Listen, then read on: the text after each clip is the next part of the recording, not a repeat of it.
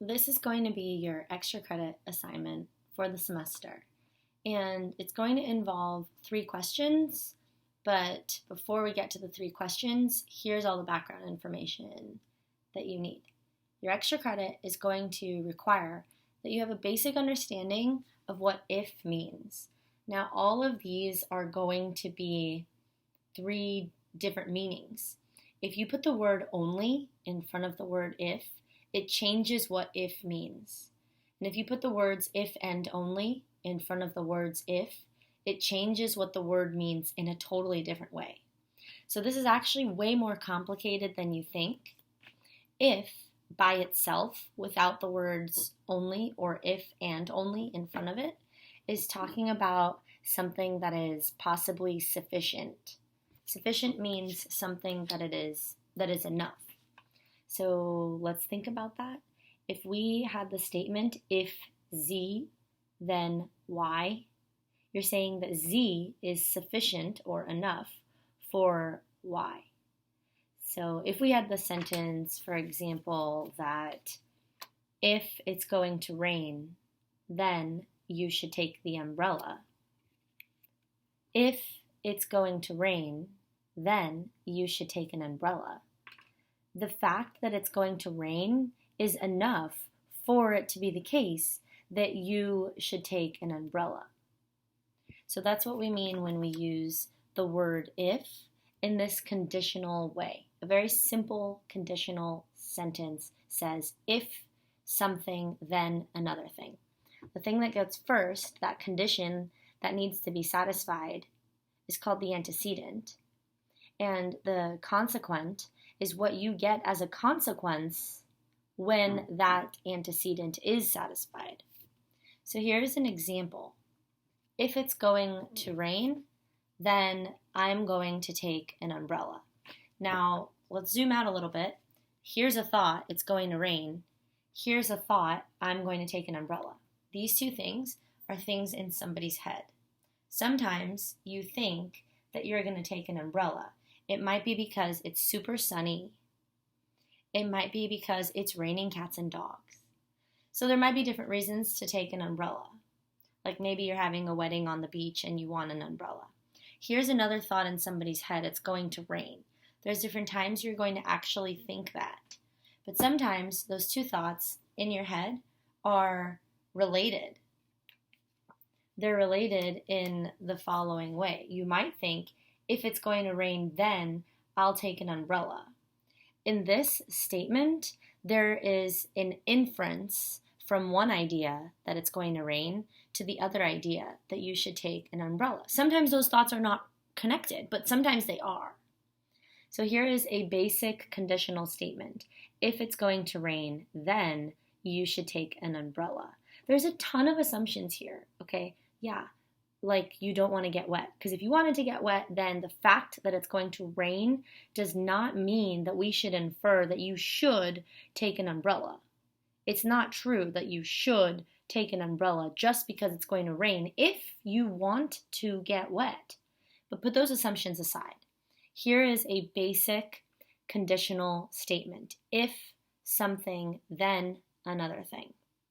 You infer the consequent from the antecedent.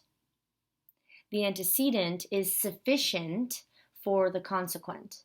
It becomes true necessarily that you should take an umbrella so long as it's true, and in every case that it's true, that it's going to rain. So unless you put some weird assumptions in, like when we say it's going to rain, we mean it's going to rain in Johannesburg, but you're in St. Louis. Or you, because you're super weird, like to stand in the rain. Okay, well then this sentence is not going to apply to you. But in general, if it's going to rain, then you should take an umbrella. Once it's raining, it's true that you should take an umbrella. You put in that antecedent, you automatically get the consequent. Let's complicate this a little bit more by putting that into an argument, and that's the first premise. So here's that statement as the first premise in a 2-premise argument where the conclusion is that you should take an umbrella. If it's going to rain, then you should take an umbrella. Premise 2, it is going to rain. conclusion. So you should take an umbrella. This is a modus ponens argument. The form of the argument makes it valid. It is a valid argument form so long as you put in the antecedents and the consequence in the correct places. If premise 1 is true, and if premise 2 is true, then the conclusion will necessarily be true. This is a valid deductive modus ponens argument. But let's think more deeply about this, and here's where your extra credit assignment comes in.